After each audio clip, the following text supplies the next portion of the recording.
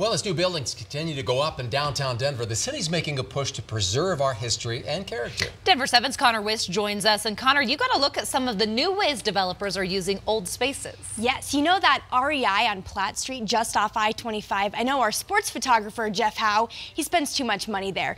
But it went from a power plant to a commercial retail store. And let's take you to some of the others you may not have noticed in the area too. Here is the former Christ Methodist Episcopal Church off East 22nd Avenue and Ogden Street. The church was built in the 1800s, and guess what? It's now home to private residences.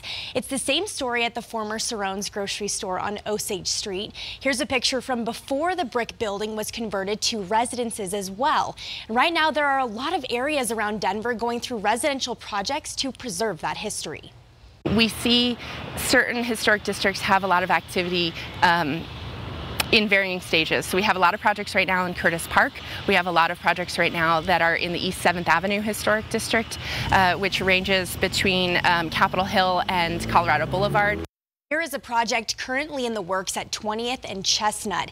Hose Company Number 1 was one of the earliest fire stations in Denver. The building was abandoned in the 1800s because the train tracks made it inconvenient and slowed down fire crews going to an emergency. And for a time, it was home to the Colorado Boiler and Welding Company too. And the Landmark Preservation Team says it is seeing the biggest changes right now in lower downtown. Here is a map of the Denver Landmark Preservation website for you to look up historical districts and landmarks in your community.